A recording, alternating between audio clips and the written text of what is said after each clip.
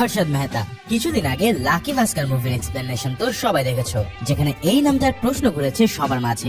ভাস্কর যেখানে মাত্র 100 কোটি টাকার মালিক হয়েছিল, সেখানে হর্ষদ মেহতা সামান্য জবার থেকে হয়েছিল আজকের জামানা 40,000 কোটি টাকার মালিক। কি অবিশ্বাস্য, তাই না? আর হবেই বা না কেন।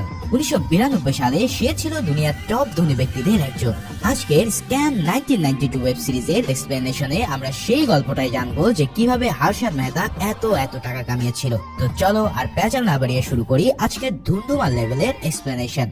সময়টা 1992 সালের এপ্রিল মাসের 22 তারিখ। ভারতের বিখ্যাত দৈনিক পত্রিকা টাইমস অফ ইন্ডিয়ার মুম্বাইয়ের অফিসে হন্তদন্ত হয়ে একটা লোককে ঢুকতে দেখা যায়। তাকে দেখে মনে হচ্ছিল যে সে কিছু একটা বলার জন্য হাঁসফাঁস করছে।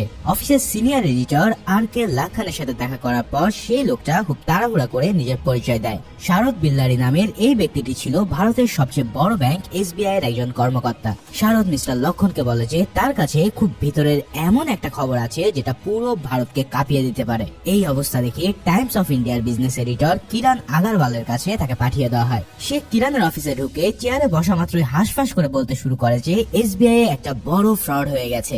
বিআর অর্থাৎ ব্যাংক রিসিট এবং SGL লেজার ছাড়াই কেউ নাকি বিরাট অঙ্কের একটা লেনদেন করে ফেলেছে। তার মানে এটা একটা বড় লেভেলের কনফার্ম ফ্রড। এখন বিজনেস রিলেটেড এই টার্মস গুলো আমার মতন আম পাবলিক তো দূরের কথা, স্বয়ং বিজনেস এডিটর পর্যন্ত বুঝতে পারে না। তাই তিনি শারদকে এমন একজনের কাছে পাঠিয়ে দেন যার এই সমস্ত বিষয়ে টেকনিক্যাল জ্ঞান রয়েছে। তবে তোমাদেরকে সংক্ষেপে বলে রাখি, বিআর হলো ব্যাংক রিসিট আর SGL হলো মূলত বিশেষ ধরনের ব্যাংক অ্যাকাউন্ট যেগুলোতে খুব বড় ধরনের মানি ট্রানজাকশনের জন্য ব্যবহার হয়। যদি তুমি একটা ব্যাংক থেকে অন্য কোনো সোর্সে কয়েকশো কোটি টাকা ট্রান্সফার করতে চাও, তাহলে তোমাকে অবশ্যই গভর্নমেন্টের লাইসেন্স করা SGL অ্যাকাউন্টের মাধ্যমে সেটা সম্পূর্ণ করতে হবে। এই দুটো প্রসেসিং এরিয়ে যদি কেউ কোনো ট্রানজাকশন করে তাহলে সেটা হবে ইলিগাল। যাই হোক, শারদকে পাঠিয়ে দেওয়া হয় সুচিতা দালালের রুমে। আর সেখানে গিয়ে সে এই ফ্রডের ব্যাপারে বলতে শুরু করে।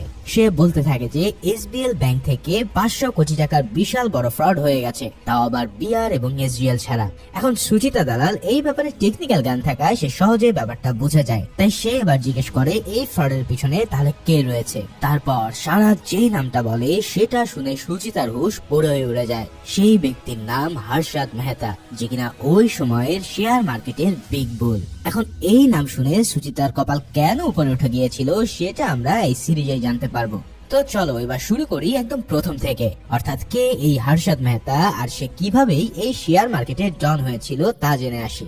হর্ষদ মেহতা তখনকার সময়ের খুব বড় বিজনেসম্যান হলেও তার লাইফের জার্নিটা কিন্তু খুব একটা ইজি ছিল না। মিডল ক্লাসের ফ্যামিলিতে বিলং করা হর্ষদের বাবা কাপড়ের বিজনেস ফেল করার কারণে তাকে পিয়নের চাকরি থেকে শুরু করে অনেক ধরনের ছোটখাটো চাকরি করতে হয়। ছোট্ট একটা ঘরে বাবা, স্ত্রী, মা আর ভাই আশ্বিনকে নিয়ে থাকতে গিয়ে তার রীতিমতন হিমশিম খেয়ে যাচ্ছিল। এমন পাঞ্চা জীবনে ভীষণ অতিষ্ঠ হয়ে ওঠা হর্ষদের লক্ষ্য ছিল কিন্তু অনেক বড়। একদিন তার ভাইয়ের সাথে আলাপ করতে করতে সে বলে ওঠে, চারপাশে কত লোকই কত কিছু করে টাকা কামাচ্ছে আর আমরা পড়ে আছি একটা ভাঙা ঘর নিয়ে। প্রতিবেশী জিগ্নেশ তো তার পুরো ফ্যামিলি সহ শেয়ার মার্কেট ইনভেস্ট করে রাতারাতি টাকার কুমির হয়ে উঠেছে। এখন তারা যদি পারে তাহলে সে কেন পারবে না? তবে আশ্বিন শেয়ার মার্কেট নিয়ে এতটা কনফিডেন্স ছিল না, কারণ সে জানতো যে এটা এমন একটা জায়গা যেখানে উপরে উঠলে তো ওঠাই যাবে, কিন্তু নিচে একবার নামা শুরু করলে মাজা ভেঙে পড়তে হবে। কিন্তু হর্ষা তার মন স্থির করে ফেলেছিল যে সে এই রিস্ক নিয়ে বিজনেসে একটা দাও নেবে। তাই আশ্বিনের সাহায্যে সে চলে যায় মুম্বাইয়ের স্টক এক্সচেঞ্জের এক ব্রোকার অফিসে। সেখানকার বস আম্বালাল তার হুলিয়া দেখে প্রথমে তাকে কাজে নিতে চায় না, কিন্তু সে বারবার অনুরোধ করার পর আম্বালালা তার মেমোরি চেক করার জন্য এক গাদা খাবারের নাম দ্রুত বলে তাকে অর্ডার করতে বলে।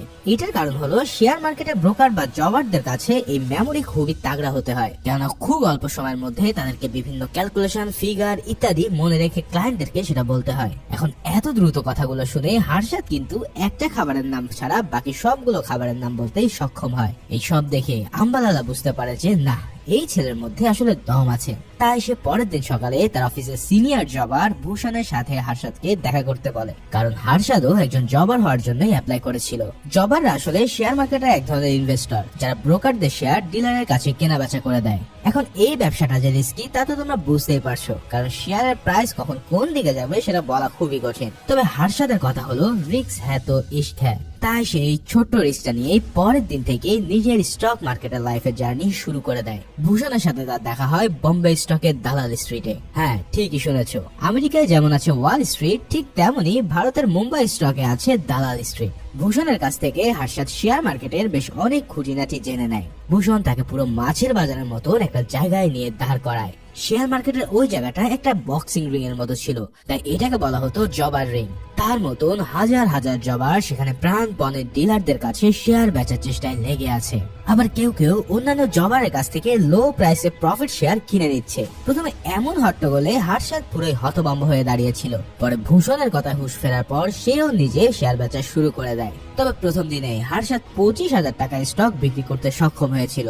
তবে সেখানে তার একটা ছোট্ট গোলমাল হয়ে যায়। তার হিসেবে সে 25,000 টাকার শেয়ার বিক্রি করলেও ডিলারের রিপোর্টে কেবল 23,000 টাকার কথাই উল্লেখ ছিল।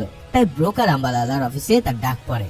আম্বালালা প্রথমে এমন ভুলের জন্য তাকে কাছ থেকে বের করে দিতে চায়। তবে হর্ষদ যখন কনফিডেন্সের সাথে বলে যে সে কয়েক গুণ প্রফিট এনে এই লস পুষিয়ে দেবে, তখন আম্বালালা তাকে আরো একটা চান্স দেয়। কিন্তু ভূষণের কথা হলো যে আম্বালালা তাকে কোনো চান্স দেয়নি, বরং হর্ষদ ছোট্ট একটা ভুল করলেও সে প্রথম দিনে 25,000 টাকার স্টক বিক্রি করেছিল, যেটা ছিল জবারদের জন্য এক বিশাল রেকর্ড। তাই আম্বালালা যতই ভাব দেখাক, সে এমন একটা লম্বা রেসের ঘোড়াকে কখনোই ছাড়বে না।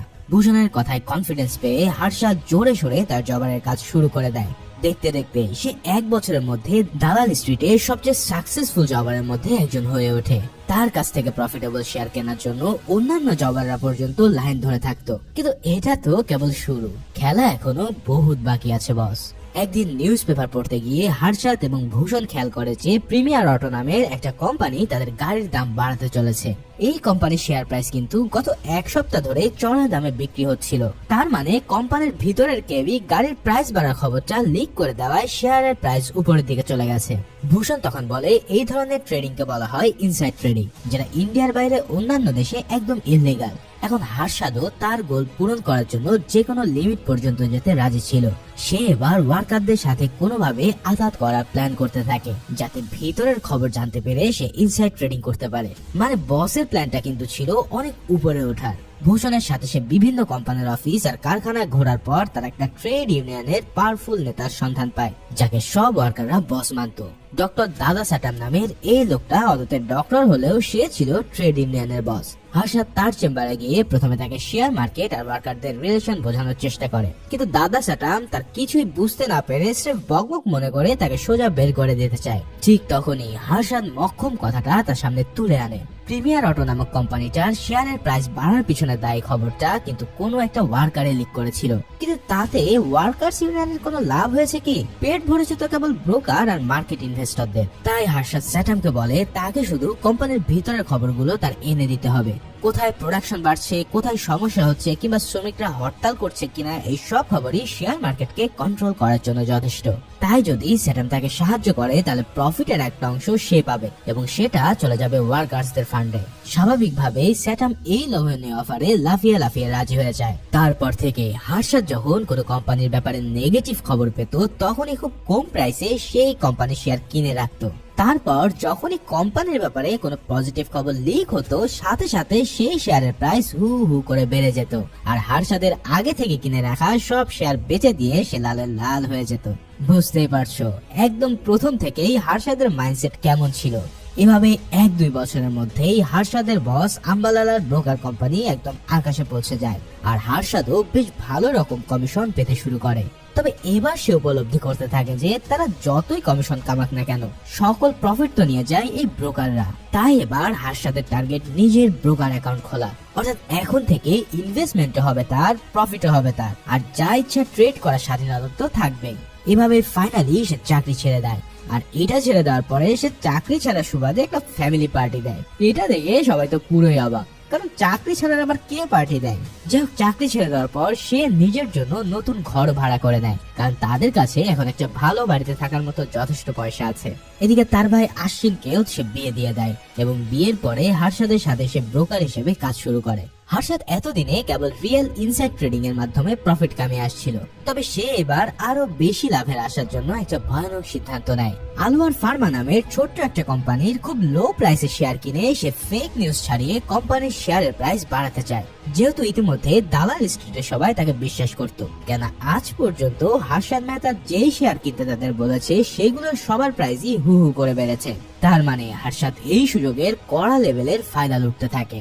তাই তার ছড়ানো ফেক ইনফরমেশন পাওয়ার পরেও কোম্পানির শেয়ারের প্রাইস দ্রুত গতিতে বেড়ে যেতে থাকে। প্রফিট আরো বাড়ানোর জন্য হার্শাদ স্টক এক্সচেঞ্জের আরেক বড় ব্রোকার প্রণব শেঠির কাছে তার পার্টনারশিপের মাধ্যমে ওই কোম্পানির শেয়ার কেনার প্রস্তাব দেয়। তবে এই প্রণব ছিল খুব ঘুঘুমাল, এছাড়াও টাকার দামাগে সে পুরো আউট অফ কন্ট্রোল। তাই তো হার্শাদের মতন এমন ব্রোকারের সাথে কথা বলতেও তার যেন গা ঘিন ঘিন করে। কিন্তু এই বেটা কি আর জানে এই লোক সামনে কি খেলা দেখাবে।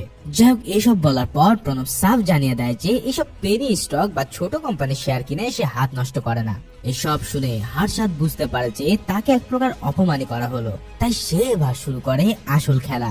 অন্যদের সাথেও সে নেমে পড়ে আলোয়ার ফার্মার শেয়ার বিক্রি করতে। তার লোভনীয় কথা আর এগ্রেসিভ মুড দেখে সবাই ভরসা পায়, আর দেদারসে সবাই এই নাম সর্বস্ব কোম্পানির শেয়ার কেনা শুরু করে দেয়, যার ফলে পুরো দিন শেষে এই কোম্পানির প্রাইস বেড়ে যায় বিশাল অ্যামাউন্টে।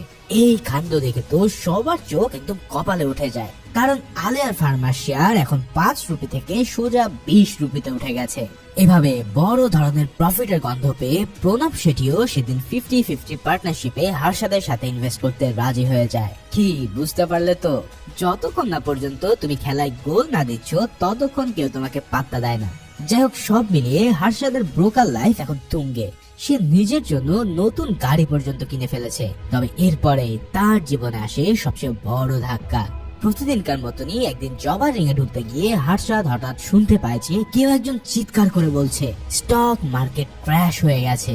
দ্রুত ভিতরে ঢোকার পর আশ্বিন এসে তাকে জানায় যে অন্যান্য সবার মতন তারাও এখন পুরো দেউলিয়া। অজয় কেরিয়া নামের একজন বড় মার্কেট কিং রিলায়েন্স সহ বড় বড় কিছু কোম্পানি শেয়ার ডাম্প করেছে, অর্থাৎ ফেক ইনফরমেশন ছাড়িয়ে তারা প্রচুর পরিমাণে শেয়ার ব্রোকারদের কাছে বিক্রি করে দেয়। কিন্তু সেই ইনফরমেশন লিক হওয়া মাত্রই কোম্পানির শেয়ার গুলো একদম ধসে গেছে, আর এই প্যানিকে যত রিটেলার শেয়ার হোল্ডার ছিল তারা সবাই তাদের সমস্ত শেয়ার বিক্রি করে দেয়, যার ফলে পুরো শেয়ার মার্কেট একদম নিচের দিকে পড়ে গিয়ে মার্কেট ক্র্যাশ হয়ে গেছে। 1982 সালের এই ভয়ানক ক্র্যাশে হার্শাদ এবং আশ্বিনের ইনভেস্টমেন্ট করা 10 লাখ রুপি মাত্র 10 মিনিটের মধ্যে হাওয়া হয়ে যায়। এখন এই খবর পাওয়ার পর মাথায় হাত দিয়ে দাঁড়িয়ে থাকা ছাড়া হার্শাদের আর কিছুই করার ছিল না। কিন্তু তার লাইফের কাহিনী তো কেবল শুরুই হয়েছে। এখন সেখান থেকে সে কিভাবে ঘুরে দাঁড়াবে সেটা জানতে চলো শুরু করি সেকেন্ড এপিসোড। সেকেন্ড এপিসোডের শুরুতে আমরা দেখতে পাই যে শেয়ার মার্কেটের এই লসের পর মেহতা ফ্যামিলির এখন পুরোই খারাপ অবস্থা। বিশাল অঙ্ক লস খাওয়ার পর ধার মেটানোর জন্য হার্শাদের বাবা তাদের প্রায় সর্বস্ব বিক্রি করে দিয়েছে। এছাড়াও এতদিনের কারণে হার্শাদের স্টক মার্কেটের ট্রেডিং অ্যাকাউন্ট পর্যন্ত বন্ধ হয়ে যায়। কিন্তু হার্শাদ পণ করে রেখেছিল যে যত কিছুই হোক সে দালাল স্ট্রিটের পথ ছাড়বে না। যতটা লস সে ফেস করেছে তার সে কয়েক গুণ সে উসুল করেই ছাড়বে। কিন্তু এরই মাঝে একদিন অপ্রত্যাশিত ভাবে হার্শাদের বাবা মৃত্যুবরণ করে। বাবার এই আকস্মিক চলে যাওয়ায় সবার মাথায় যেন আকাশ ভেঙে পড়ে।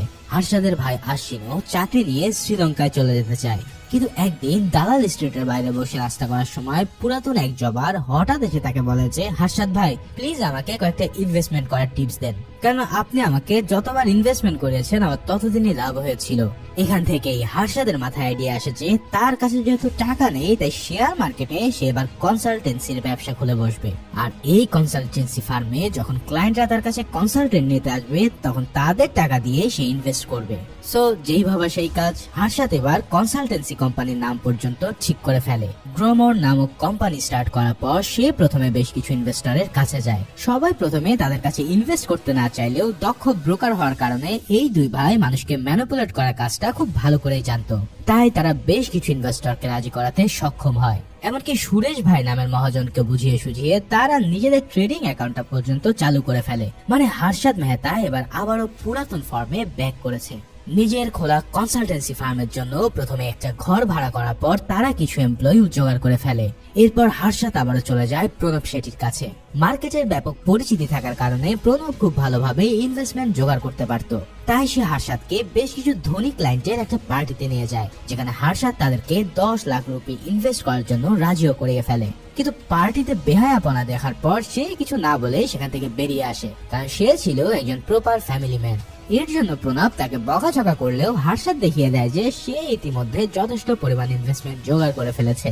এদিকে এই পর্যায়ে এসে আমাদের স্টোরিতে এন্ট্রি হয় এক নতুন খেলোয়াড়ের। তার যাত্রা খুবই সাধারণভাবে শুরু হলেও পরবর্তীতে সে হার্ষাদের জীবনে কতটা প্রভাব রাখবে সেটা তোমরা ধীরে ধীরে জানতে পারবে। এই সেই টাইমস অফ ইন্ডিয়া সাংবাদিক সুচিতা দালাল, যাকে আমরা প্রথম এপিসোডের শুরুতেই দেখেছিলাম। সুচিতা টাইমস অফ ইন্ডিয়াতে ফিনান্সের জার্নালিস্ট হিসেবে জয়েন করার পর স্টক মার্কেট নিয়ে সে প্রচুর রিসার্চ করতে থাকে। সেই সময়টাতে স্টক মার্কেটের সবচেয়ে বড় কিং ছিল ব্ল্যাক কোবরা, যার আসল নাম মানু মুন্দ্রা। তার এক ইশারাতেই পুরো শেয়ার মার্কেট নাচতো। মানু মুন্দ্রার স্ট্র্যাটেজি ছিল শর্ট সেলিং। মার্কেটের ব্রোকারদের কাছ থেকে ইনভেস্টররা কিছু শেয়ার ধার নিয়ে হাই প্রাইসের শেয়ারগুলো বিক্রি করতে পারে। এরপর ওই কোম্পানির শেয়ারের দাম পড়ে গেলে তারা আবারও লো প্রাইসের শেয়ারটা কিনে ব্রোকারদের কাছে ফিরিয়ে দেয়। মাঝখান থেকে অতিরিক্ত টাকা থেকে গেলে সেটা ব্রোকার ইনভেস্টর মিলে প্রফিট হিসেবে ভাগ করে নেয়। অর্থাৎ এই সিস্টেমে কোনো কোম্পানির শেয়ারের প্রাইস বাড়ার বদলে কম হলেই সেটাতে বেশি লাভ হতো। আর এর জন্যই শেয়ার মার্কেটারদেরকে বলা হতো বিয়ার বা ভাল্লুক। আর যারা শেয়ার কেনার মাধ্যমে দাম বাড়াতে থাকতো তাদেরকে বলা হতো বুল বা ষাঁড়। ঠিক যেমনটা ছিল হর্ষদ মেহতা। তবে এই কোবরাকে যদি টেক্কা দেওয়ার মতন কোনো বেজি থাকতো তাহলে সেটা ছিল আমাদের হর্ষদ মেহতা। এখন কোবরা আর হর্ষদের মধ্যে সরাসরি ফাইটের মন্ত্রটা অবশেষে সেট হয়ে যায়। নিজের কনসালটেন্সি ফার্ম খোলার পর 2 বছরে হর্ষদ তার সোনালী সময় আবার ফেরত পায়। এর মধ্যে সে তার আগের পার্টনার ভূষণকে নিজের অ্যাসিস্ট্যান্ট হিসেবে কনসালটেন্সি ফার্মে জয়েন করিয়ে নেয়। কিন্তু তার জীবনে আবারও আসতে চলেছে এক বিরাট পালাবদল। 1984 সালের 31 অক্টোবরে সেই কালো দিনে তৎকালীন ভারতের প্রধানমন্ত্রী ইন্দিরা গান্ধীকে তার নিজের দেহরক্ষী খুন করে দেয়। ইন্ডিয়ান ইকোনমিতে এই হত্যার বিরাট প্রভাব ফেলতে চলেছিল, কেননা পরবর্তী প্রধানমন্ত্রী হতে যাচ্ছিলেন জীবনে কোনোদিন পলিটিক্সের ধারে কাছে না থাকা রাজীব গান্ধী। শেয়ার মার্কেট যে ক্র্যাশ করবে সেই ব্যাপারে সমস্ত ব্রোকাররা প্রায় শতভাগ নিশ্চিত ছিল। তখন ব্ল্যাক কোবরা ওরফে মানু মুন্দ্রা ভাবলো যে শর্ট সেলিং এর জন্য এটাই তার কাছে সবচেয়ে বড় সুযোগ। এই সময় কোনো কোম্পানির শেয়ার যদি নিচের দিকে একটু নামানো যায় তাহলে এই প্যানিকে যত শেয়ার রয়েছে তাহলে সবাই তাদের সব শেয়ার সেল করে দেবে। স্টক মার্কেটের ভাষায় এই জিনিসটাকে বলা হয় স্কোয়ার আপ। সময় মতো প্রাইস অনেক লো হয়ে গেলে সে আবারও শেয়ারগুলো কিনে নিয়ে শর্ট সেলিং সম্পূর্ণ করতে পারবে। এখন প্রণব শেঠি এবং আশ্বিন এই মার্কেটের ক্র্যাশের ব্যাপারটা আন্দাজ করতে পেরে হর্ষদকে সময় থাকতেই সব শেয়ারগুলো বেচে দিতে বলে। ভূষণ কিন্তু জাবার রিং থেকে কল করে জানিয়েছিল যে ব্ল্যাক কোবরা শেয়ার মার্কেট ইতিমধ্যে ক্র্যাশ করতে চলেছে, কিন্তু হর্ষদ প্ল্যান করে যে না, এটাই হচ্ছে সুবর্ণ সুযোগ মানুষের মধ্যে তার উপরে আরো বেশি বিশ্বাস বাড়ানো।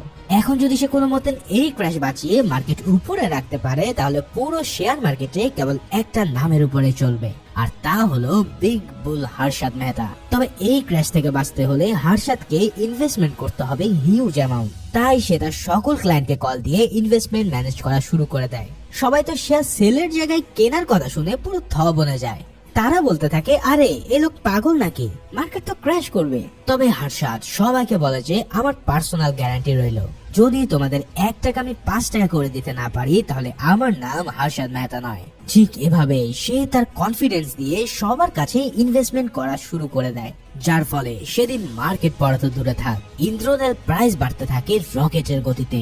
অন্যদিকে কম প্রাইসে কেনার অপেক্ষায় থাকা কোবরার প্ল্যান পুরোপুরি ফেল মারে।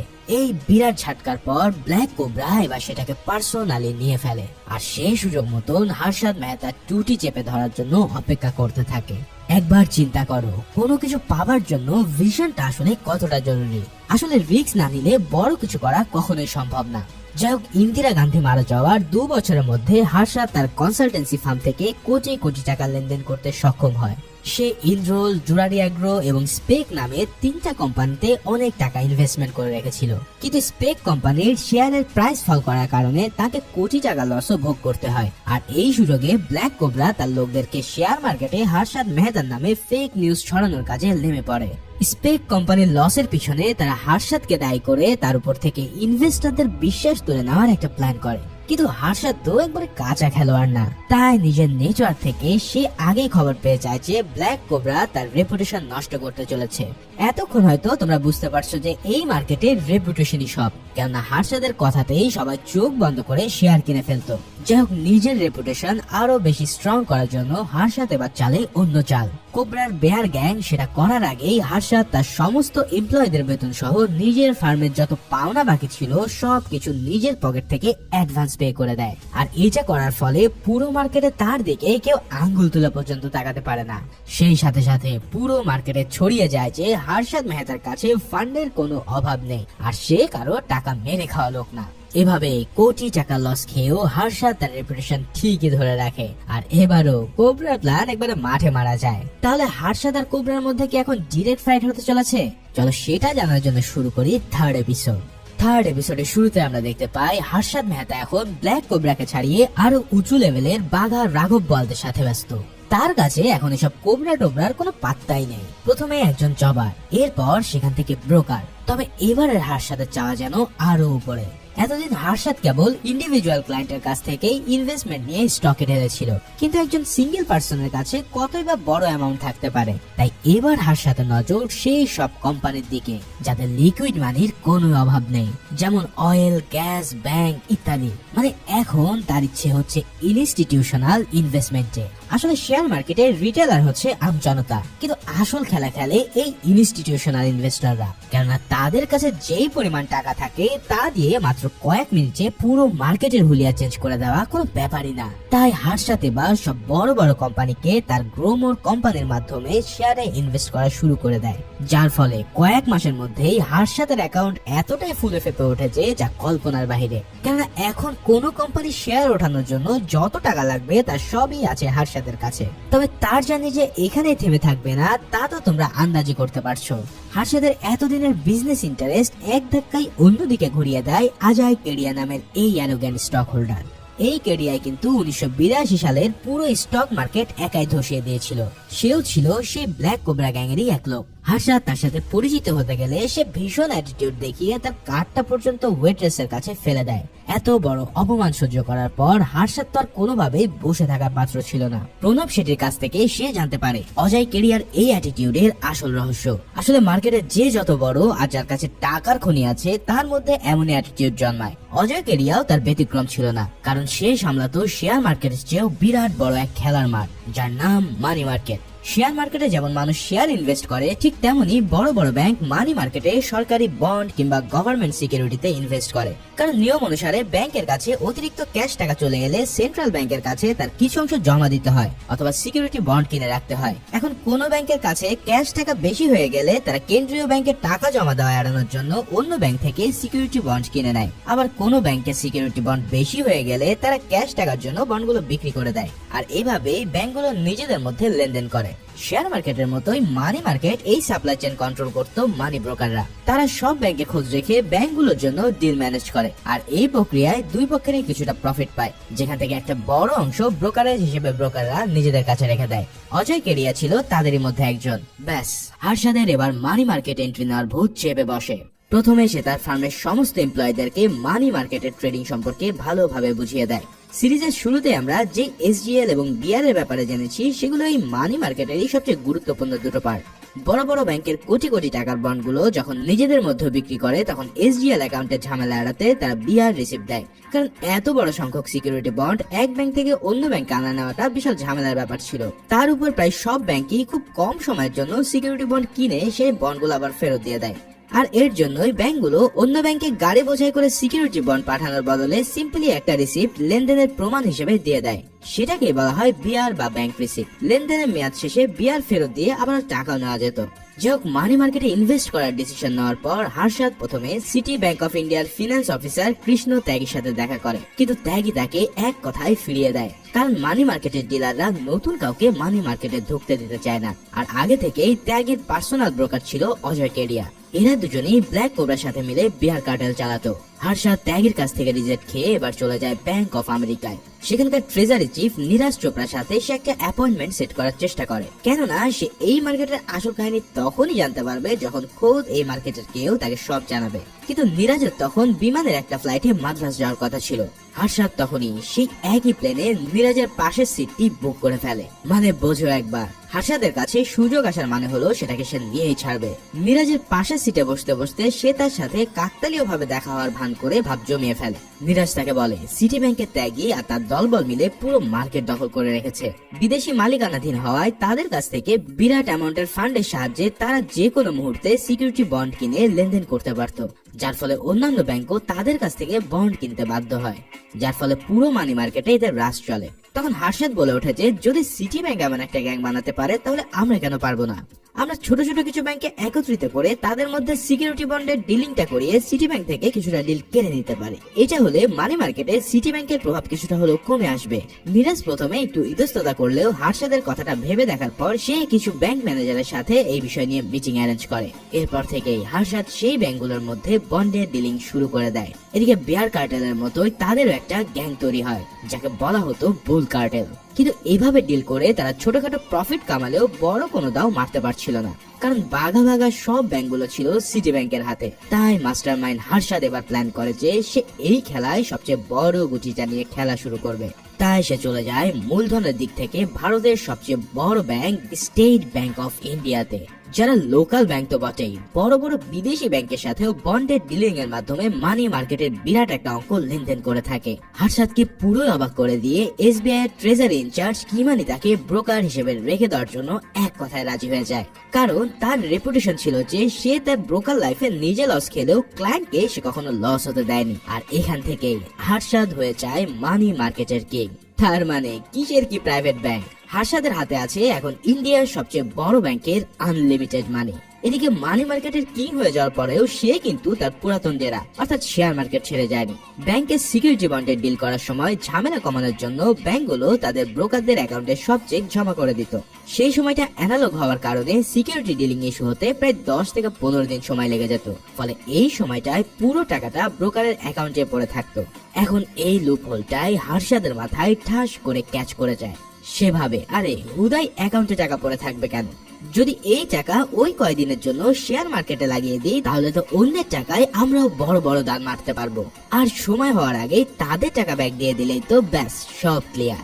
বাইরে ভাই কি বলবো আর, হার্ষাদের মাথায় যে এত এত টেকনিক ঘুরপাক খায় তা সত্যি মাথা নষ্ট করে দেওয়ার মতো। হার্ষাদ মেহতা তার এই লুপহোল দিয়ে পুরো শেয়ার মার্কেটের ইন্ডেক্স পয়েন্ট 1600 থেকে 2300 নিয়ে যায়, যার ফলে পুরো শেয়ার মার্কেট এখন কেবল উপরের দিকে উঠছিল রকেট গতিতে। পুরো দেশের জনগণের মুখে কেবল একটাই নাম, আর তা হলো হার্ষাদ মেহতা। সে যেন শেয়ার মার্কেটকে রীতিমতো তার নিজের হাতে বানানো পুতুল করে দিয়েছে।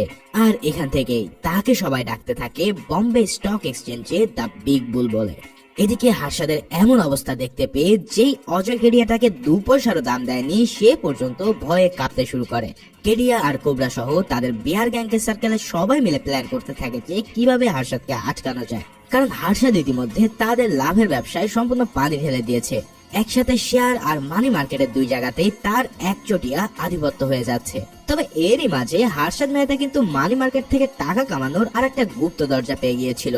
স্ট্যান্ড চেক নামের একটা ব্যাংকের 200 কোটি টাকা সিকিউরিটি বন্ড কেনার প্রয়োজন ছিল, কিন্তু হার্ষাদের রাডারে থাকা কোনো ব্যাংকেরই এত টাকার বন্ড ছিল না। কিন্তু হার্ষাদ এরপরও ভয়ানক একটা স্টেপ নেয়, সে ব্যাংক অফ খারাজের ম্যানেজারকে স্ট্যান্ড চেকের জন্য 200 কোটি টাকার বন্ডের বিহার রিসিপ্ট লিখে দিতে বলে। কিন্তু নিজেদের কাছে এত বন্ড না থাকায় এই ফেক রিসিপ্ট লেখাটা হবে পুরোপুরি ইল্লিগাল এবং রিস্কি। তাই ব্যাংক ম্যানেজার এই কাজটা না করতে চাইলে হার্ষাদ বলে সিকিউরিটি বন্ড তো আসলে কিছুই না, জাস্ট একটা কাগজের রসিদ, কারণ ওই সময়টাতে ব্যাংকগুলোতে অ্যাডভান্স অনলাইনের কোনো সিস্টেম ছিল না, তাই সব লেনদেন হতো সির্ফ কাগজে।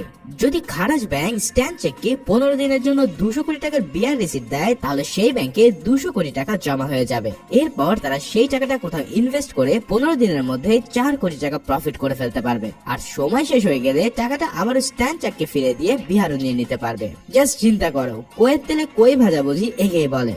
যদিও কাজটা খুবই রিস্কি আর ভয়ানক লেভেলের ইল্লিগাল, কিন্তু ব্যাংকগুলো নিজেদের লোভের জন্য ধীরে ধীরে হার্ষাদের এই পলিসিও অনুসরণ করতে শুরু করে।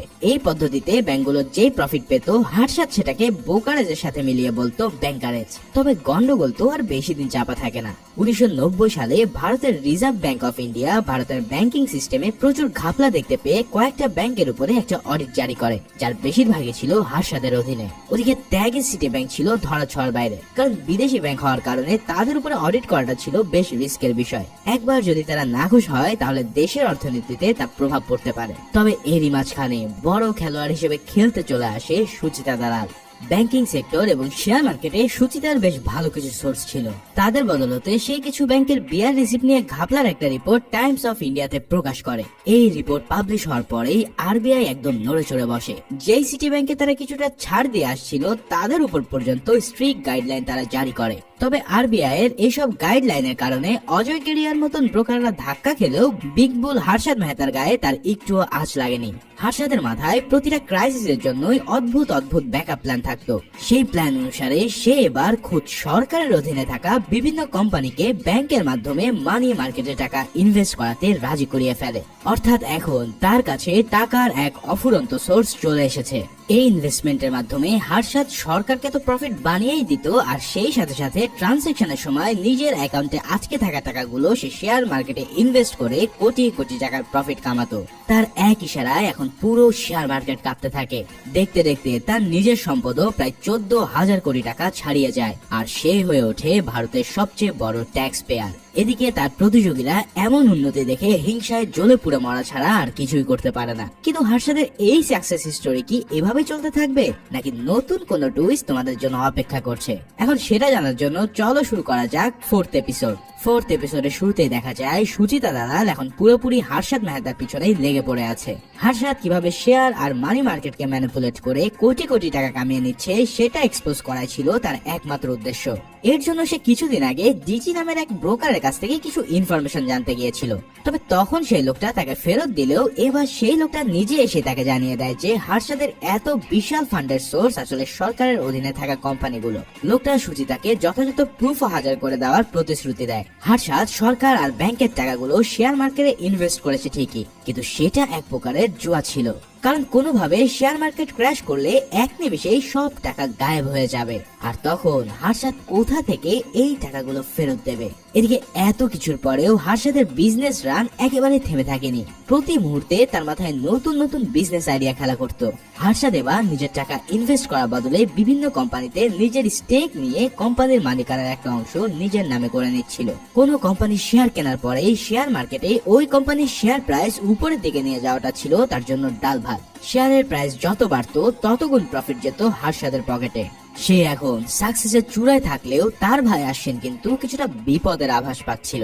কারণ মার্কেট উপরে উঠতে উঠতে চারিদিকে হার্ষাদের বহু শত্রু তৈরি হয়ে গিয়েছিল। কিন্তু হার্ষাদের বিলাসী মন এই সব কিছুকেই থোড়াই কেয়ার করত। তার নতুন প্ল্যান ছিল নিজের কনসালটেন্সি ফার্ম গ্রোমোরের আইপিও লঞ্চ করে শেয়ার মার্কেটে নিজের অবস্থান আরো মজবুত করা। ওদিকে হার্ষাদের শত্রুরাও কিন্তু একদমই বসে নেই। প্রতিনিয়ত তারা চেষ্টা করে যাচ্ছিল যে কিভাবে হার্ষাদকে টেনে নিচে নামানো যায়। সিটি ব্যাংকের ত্যাগী আর গ্যাং কয়েকটা ব্যাংকে দিয়ে হার্ষাদের কিছু শেয়ার বিক্রি করিয়ে তাকে লস খাইয়ে দেয়। হার্ষাদ পোলো নামের একটা কোম্পানিতে নিজের স্টেক নিয়ে প্রচুর শেয়ার ইনভেস্ট করে রেখেছিল। এখন অনেক বেশি শেয়ার বিক্রির কারণে পোলো শেয়ার ধীরে ধীরে নামতে শুরু করে। তাই এখন যদি অনেক বেশি পোলোর শেয়ার বিক্রি করে দেওয়া হয় তাহলে ধীরে ধীরে তার প্রাইস নামতে শুরু করবে, আর এটাই ছিল তার শত্রুদের আসল প্ল্যান। ওদিকে সুচিতা দালাল অবশেষে এসিবিআই অর্থাৎ security and exchange board of ইন্ডিয়ার ডিরেক্টরের কাছে গিয়ে তাকে বোঝানোর চেষ্টা করে যে হার্ষাদ বিভিন্ন সোর্স থেকে ইলিগালি ইনভেস্টমেন্টের মাধ্যমে প্রতিনিয়ত শেয়ার মার্কেটকে কন্ট্রোল করে যাচ্ছে। কিন্তু এই অভিযোগের সত্যতা প্রমাণের জন্য কোনো কিছুর প্রুফই তার কাছে ছিল না। কারণ হার্ষাদ খুব চালাকির সাথে নিজের নামে কিছু না করে সব ইনভেস্টমেন্ট সরকারি প্রতিষ্ঠানগুলোকে দিয়েই করাতো, যার ফলে এই ডিরেক্টর কোনো প্রুফ ছাড়াই কোনো ধরনের ইনকোয়ারি করতে একেবারে রাজি ছিল না। এদিকে হার্ষাদ আর আশ্বিন তাদের অফিসে বসে জানতে পারে যে গ্রিনল্যান্ড ব্যাংক তাদের আন্ডারে থাকা পোলো কোম্পানির শেয়ার তাদেরই অন্য এক কোম্পানির কাছে বিক্রি করে দিয়েছে। এখন নিজেরাই এভাবে নিজেদের শেয়ার কেনা মানে বিরাট অঙ্কের লস খাওয়া। তবে হার্ষাদ বোঝা যায় এই কাজটা আসলে ওই ত্যাগীদের। সে তখন বলে ওঠে, ঠিক আছে, এরা কিছুদিন মজা নেই, তবে সময় মতন এদের পিছনে বড় সাইজের বাঁশ দেওয়া হবে। নিজের শত্রুদের ট্যাকেল করতে গিয়ে হার্ষাদ এবার এমন এক ডিসিশন নেয় যেখান থেকে হয়তো তার ডাউনফল শুরু হয়ে যায়। কারণ মানুষ উপরে উঠতে উঠতে অতি বিশ্বাসের কারণে অনেক সময় এমন এক ভুল করে বসে যার মাসুল আর কোনোভাবে দেওয়া সম্ভব হয় না। হার্ষাদ এসবিআই ব্যাংক থেকে 500 কোটি টাকা সিকিউরিটি বন্ড কোনো ধরনের বিয়ার ছাড়াই নিজের অ্যাকাউন্টে জমা করিয়ে ফেলে। ব্যাংক ট্রেজারির কর্মচারী সীতারামন তাকে এই কাজে সাহায্য করে। এরপর হার্ষাদ ওই টাকা দিয়ে পলো কোম্পানি শেয়ারে ইনভেস্ট করে নিচে নেমে যাওয়া শেয়ারকে আবারও উপরে তোলার সিদ্ধান্ত নেয়। এখন তার ভাই আশ্বিন এই খবর শুনে ভীষণ রাগ করে বসে, কারণ কোনো ধরনের বিয়ার রিসিপ্ট ছাড়া এত বড় একটা লেনদেন করা রীতিমতো একটি স্ক্যাম। যদি এই খবরটা লিক হয়ে যায় তাহলে হার্ষাদের ক্যারিয়ার এখানে ফুল স্টপ লেগে যাবে। কিন্তু হার্ষাদের কথা তো একটাই, রিস্ক হ্যাঁ তো ইশক হ্যাঁ। সিরিজের শুরুতেই আমরা শারদ বিল্লারি নামের লোকটাকে এই স্ক্যামের ব্যাপারে কথা বলতে দেখেছিলাম। এখন এত বড় একটা রিস্ক নেওয়ার পরেও হার্ষাদ বেশ ফুর্তিতে ক্রিকেট খেলায় ব্যস্ত ছিল। সেখানে ভূষণ এসে তাকে জানায় যে শেয়ার মার্কেটের সবাই তার নামে কুৎসা রটাচ্ছে। হার্ষাদ যে ইচ্ছা মতন পোলো কোম্পানির শেয়ার প্রাইস নিজের মতো করে বাড়াচ্ছে সেই কথা এখন মার্কেটে সবাই বলা বলি করতে ব্যস্ত। এখন এই পরিস্থিতিতে হার্ষাদের মাথায় এমন এক আইডিয়া আসে যেটা পুরো খেলাকে ঘুরিয়ে দেয়। হার্ষাদ কিছু সাংবাদিক এবং অ্যাডভার্টাইজারকে ডেকে নিজের নামে একটা অ্যাড ক্যাম্পেইন লঞ্চ করায়। এই অ্যাডের টাইটেল ছিল আই এম এ লায়ার, কিন্তু ভিতরে লেখা ছিল হার্ষাদ মেহতা তার ইনভেস্টরদেরকে যে প্রফিট এনে দেওয়ার কথা ছিল তার চেয়েও সে বহু গুণে তাদেরকে প্রফিট এনে দিয়েছে, তাই সে নিজেকে এখন লায়ার বলছে। মানে নেগেটিভ মার্কেটিং যাকে বলে আর কি। এখন এই মার্কেটিং এর পর হার্ষাদের পপুলারিটি পুরো ইন্ডিয়াতে বহু গুণে বেড়ে যায়। তার ইমেজ খারাপ হওয়ার বদলে সে হয়ে যায় পাবলিকের কাছে বিশাল বড় হিরো। কিন্তু তোমাদেরকে তো আগেই বলেছি হার্ষাদের ডাউনফল ইতিমধ্যে শুরু হয়ে গেছে, কারণ হার্ষাদ এখানে উঠতে গিয়ে যে বড় একটা ক্রাইম করেছে সেটা বেরিয়ে আসে সুচিতার ইনভেস্টিগেশনে। মাজদা নামের এক কোম্পানিকে কেনার পর গত 1 বছরে হার্ষাদ ওই কোম্পানির শেয়ার প্রাইসকে আকাশে নিয়ে গিয়েছিল, কিন্তু সুচিতা তার বন্ধু দেবাশিসকে নিয়ে গিয়ে দেখায় যে মাজদা নামের কোনো কোম্পানির আসলে বাস্তবে এক্সিস্ট নেই। কোম্পানির পুরনো অফিসের বাইরে ধুলো ময়লা আর জং ধরা দরজায় ঝুলছে পুরানো এক তালা। অর্থাৎ হার্ষাদ এতদিন ধরে একটা ফেক কোম্পানির শেয়ার স্টক মার্কেটে চালাচ্ছে, আর মানুষও দেদারসে সেই শেয়ার কিনছে। আসলে কিনবে না কেন, কারণ হার্ষাদের মুখের কথাই তো ছিল তাদের জন্য সবচেয়ে বড় ব্যাপার। এখন এত বড় নিউজ পাবলিশ করা গেলে হার্ষাদের ভিড়টাও কিছুটা নড়ে যাবে, এবং ফাইনালি দেখা যায় সত্যি সত্যি সেটাও হয়। হুট করেই এই খবর জানতে পারার পর হার্ষাদ এবার সরাসরি সুচিতার সাথে দেখা করতে আসে। সুচিতাকে সে বিরাট অ্যামাউন্টের স্যালারি দেওয়ার লোক দেখিয়ে তার কোম্পানিতে জয়েন করার অফার দেয়, কিন্তু সুচিতা ছিল একজন সৎ সাংবাদিক, তাই সে হার্ষাদের মুখে ঝামা ঘষে দিয়ে সেখান থেকে চলে যায়। তবে এই কাণ্ড শেষ হতে না হতেই হার্ষাদের কপালে জোটে আরো একটা বাস। ইনকাম ট্যাক্স ডিপার্টমেন্ট থেকে এবার হার্ষাদের বাড়িতে একটা রেড দেওয়ার প্রস্তুতি নেওয়া হয়, কিন্তু হার্ষাদ আগে ভাগেই তার সোর্স জিগ্নেশের কাছ থেকে এই খবর পেয়ে গিয়েছিল। তাই খবর পাওয়া মাত্রই সে অফিস এবং বাড়ি থেকে সমস্ত ইল্লিগাল ডকুমেন্টস গুলো লুকিয়ে ফেলে। ফলাফল হার্ষাদের বাড়িতে ইনকাম ট্যাক্স তন্ন তন্ন করে খুঁজেও কোনো কিছু পায় না। এদিকে বাড়িতে কিছু না পেয়ে তারা অফিসের অ্যাকাউন্ট সেকশন চেক করার জন্য সেটাকে সিল করে দেয়। তবে তাতেও কি বিশেষ লাভ হবে, কারণ হার্ষাদ তো আগে থেকেই সব ক্লিন করে রেখেছিল। এখন এই রেডের পিছনের কলকাঠি কেনার ছিল তা তো তোমরা বুঝতেই পারছো। ত্যাগী আর কেডিয়া এবারও হার্ষাদকে পথে বসানোর চেষ্টা পুরোপুরি ফেল মেরে বসে, আর এই সিনের মধ্যে দিয়ে এই এপিসোডটাও শেষ হয়ে যায়। পঞ্চম এপিসোডের শুরুতেই দেখা যায় যে ইনকাম ট্যাক্সের অর্ডারে গ্রোমোরের অ্যাকাউন্টস ডিপার্টমেন্ট পুরোপুরি লক করে দেওয়া হয়েছে। তবে এতে হার্ষাদের যেন কিছু আসে যায় না, ফলে সে শেয়ার মার্কেটের সূচক 3000 পয়েন্ট অতিক্রম করায় বিশাল এক পার্টির আয়োজন করে, যেখানে স্বয়ং বেয়ার গ্যাং এর লোকজনরা উপস্থিত ছিল। এদিকে আরবিআই এর গভর্নর মার্কেটের এমন আকাশচুম্বী গ্রোথ দেখে বেশ চিন্তায় পড়ে যায়। সে বুঝতে পারে যে এর পিছনে হার্ষাদের হাত তো আছেই, তবে তাদের কাছে তাকে ধরার জন্য কোনো প্রমাণ নেই। ফলে প্রমাণ সংগ্রহের আশায় সে ডেকে পাঠায় ইনকাম ট্যাক্সের লোকজনদের, কিন্তু তারা জানায় যে হার্ষাদ তাদের আসার আগেই সবকিছু সরিয়ে ফেলেছে বিধায় তাদের কাছেও কোনো প্রুফ নেই এই বিষয়ে। তবে সে তাকে লিড দেয় যে যেহেতু এসবিআই এর সাথে হার্ষাদের ভালো লেনদেন হয়, তাই ওখানে তার অ্যাকাউন্ট মনিটর করা হলে কিছু না কিছু পাওয়া যাবে।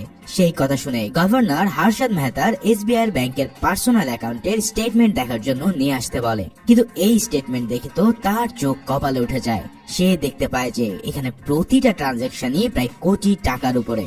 তার মানে হার্ষাদ এমন কিছু করছে যার খোঁজ কেবল এসবিআই কে ধরেই সম্ভব। তাই সে তার অ্যাকাউন্টের উপরে কড়াভাবে নজরদারি করার নির্দেশ দিয়ে দেয়। তবে এই কাণ্ড দেখে এসবিআই এর কর্মচারী সীতারামন প্রচন্ড ভয় পেয়ে যায়, কারণ হার্ষাদ ইতিমধ্যে প্রায় 670 কোটি টাকার লেনদেন কোনো বিআর বা এসডিএল ছাড়াই করেছিল। এখন এই নিউজ যদি বাইরে চলে আসে তাহলে হার্ষাদ আর এসবিআই দুজনেই ডুববে, সাথে সীতারামন তো ফ্রি। যাই হোক, এই কারণে সীতারামন হার্ষাদকে বলে যেভাবেই হোক না কেন সে যেন এগুলো ক্লিয়ার করে দেয়। তবে হার্ষাদ বলে আমি 170 কোটি টাকার সেটিং এখন করে দিতে পারবো, কিন্তু ওই 500 কোটির হিসাব আমি এই মুহূর্তে ক্লিয়ার করতে পারবো না। তাই তুমি যেভাবেই হোক এই টাকার হিসাব সাইড করে রাখো। এই সব শুনে সীতারামন সেদিন অফিসে গিয়ে ওই টাকার হিসাব খাতা থেকে সরিয়ে দেয়, আর হার্ষাদের কথা মতো সে ছুটি নিয়ে চলে যায় পরিবারের সাথে দেখা করতে। এখন তোমাদের মনে প্রশ্ন আসতে পারে যে আরে হার্ষাদ তো কোটি কোটি টাকার মালিক, তাহলে সে মাত্র এই কয়েকটা টাকা কেন পরিশোধ করতে পারছে না? আসলে মূল কাহিনী হলো হার্ষাদ তার সকল ইনভেস্টমেন্ট কেবল শেয়ার মার্কেটকে উপরে রাখার জন্য ইনভেস্ট করে রেখেছে। তাই এখন এই টাকা বের করতে হলে তাকে শেয়ার সেল করতে হবে, আর শেয়ার সেল করা মানে হলো মার্কেট দ্রুতই ডাউনে চলে যাবে। কিন্তু মার্কেট যদি ডাউন হয়ে যায় তাহলে হার্ষাদের কেনা যত সব শেয়ার আছে সবগুলোর দাম পড়ে যাবে, আর এই দাম পড়ার কারণে সেও মাটিতে মিশে যাবে। তাই শেয়ার সেল করে এই টাকা দেওয়া কোনোভাবে সম্ভব নয়। এর জন্য এখন তাকে অন্য কোনো সোর্স থেকে টাকাটা ম্যানেজ করতে হবে। এদিকে বেয়ার গ্যাং তো এমন এক সুযোগের অপেক্ষায় ছিল যেখানে একবার যদি হার্ষাদ তার শেয়ার সেল করা শুরু করে তাহলে তারা প্যানিক সৃষ্টি করে পুরো মার্কেটকে ক্র্যাশ করে দেবে। তো বুঝতেই পারছো হার্ষাদের জন্য এই সময়টা কতটা ক্রিটিক্যাল। যাক, হার্ষাদ এবার আইবিআর এর গভর্নরের কাছে যায় তাকে সেটিং করার জন্য, কিন্তু গভর্নর তাকে সাফ বুঝিয়ে দেয় যে হার্ষাদকে গোনার টাইম তাদের নেই। তবে এইদিকে এসবিআই তে হঠাৎ যেন তুলকালাম পড়ে যায়। এসবিআই লোকজন একদিন পরে হিসাব করতে গিয়ে দেখতে পায় যে তাদের অ্যাকাউন্ট থেকে লাখ টাকা নয়, গায়েব হয়েছে 500 কোটি টাকা। তারা বুঝতে পারে যে এই কাজ কে করেছে তার একমাত্র সন্ধান সীতারামনই দিতে পারবে। তাই তারা পুরো বিষয়টা গোপন করে চলে যায় সীতারামনের খোঁজে। ফাইনালি তাকে পাওয়া গেলে তাকে ধরে নিয়ে আসা হয় এসবিআই এর অফিসে। সেখানে ম্যানেজার তাকে এই টাকার বদলে এসডিএল দেখাতে বলে, কিন্তু সীতারামন জানায় তার কাছে এই টাকার কোনো এসডিএল নেই। এছাড়াও এই টাকার বিয়ার আছে, কিন্তু সেটাও তার কাছে নেই। এই কথা শুনে তাদের মাথায় যেন পুরো আকাশ ভেঙে পড়ে। আরে বেটা বলে কি? তখন ম্যানেজার যে না জানতে চায় যে তাহলে কার কাছে বিয়ার আছে, তখন বাধ্য হয়ে সীতারামন জানায় যে হর্ষাদ মেহতার কাছে। এই নাম শুনে যেন তারা পুরোই ভেমড়ে খেয়ে পড়ে। তারা বুঝে যায় এতদিন ধরে ব্যবসা করার আড়ালে হর্ষাদ তাদের সাথেও 2 নম্বরই শুরু করে দিয়েছে। কিন্তু এই টাকা তাদের যেভাবেই হোক উদ্ধার করতে হবে। তাই তারা সোজা চলে যায় ব্যাংকের চেয়ারম্যানের কাছে আর তাকে সব বলে অনুরোধ করে যে তিনি যেন হর্ষাদের সাথে কথা বলে এই টাকাটা ব্যাক নিয়ে নেয়। কিন্তু চেয়ারম্যান জানায়, আরে আমি এই দেশের সবচেয়ে বড় ব্যাংকের চেয়ারম্যান হয়ে একজন মিডলম্যানের সাথে দর কষাকষি করব? এই কাজ যেহেতু তোমাদের মধ্যে থেকে হয়েছে তাই তোমাদেরকে তা হ্যান্ডেল করতে হবে। তো এই কথার পর ম্যানেজার এবার সরাসরি হর্ষাদকে ব্যাংকে ডেকে তাকে এই টাকার এগেনস্টে বিয়ার দিতে বলে। কিন্তু হর্ষাদ মিথ্যা বলে তাকে জানায় যে বিয়ার তার কাছে আছে, কিন্তু ইনকাম ট্যাক্সের লোকজনরা তার অফিস রেট দেওয়ার কারণে সে এখান থেকে সেটা নিতে পারছে না। এই সব কথা শুনে ব্যাংক ম্যানেজারের বুঝতে বাকি থাকে না যে হর্ষাদ তার সাথে গেম খেলছে। তা সে কড়া করে বলে দেয় যে টাকা আমাদের ফেরত চাই। এবার এমন ভাব দেখে হর্ষাদ তার কাছ থেকে 7 দিনের সময় চেয়ে নেয় পুরো হিসাব সেটেল করার জন্য। কিন্তু প্রশ্ন হলো এই 7 দিনে হর্ষাদ কিভাবে এত টাকা ফেরত দেবে? তার ভাই আশ্বিন আর প্রণব শেঠের একই কথা, ভাই কিছু শেয়ার বিক্রি করে দিয়ে অন্তত এই ঝামেলা থেকে আমরা উদ্ধার হই, কেননা সব সময় পচা শামুকে আমাদের পা কাটে, তাই লস হলে লস, তাও তুই টাকাটা সেটেল করে দে। তবে হর্ষাদ মেহতা এই সব কথা কানে তুলতে চায় না, কারণ তিলে তিলে করা এই স্টক মার্কেটকে সে আরো উপরে তুলতে চায়, যার কারণে এখন সেল নয় বরং আরো অনেক বেশি শেয়ার তাকে কিনতে হবে। এর উপর গত কয়েকদিন ধরে স্টক এক্সচেঞ্জের ওয়ার্কারদের মধ্যে একটা স্ট্রাইক চলার কারণে শেয়ার মার্কেটও বন্ধ ছিল। ফলে এই মুহূর্তে ডিরেক্ট শেয়ার সেল করার উপায়ও তাদের হাতে নেই। তার মানে বিপদ এসেছে একদম চারিদিক থেকে। এদিকে এই এসবিআই এর কারচুপির কাহিনী ত্যাগী তার সোর্স দিয়ে ঠিকই জেনে ফেলে।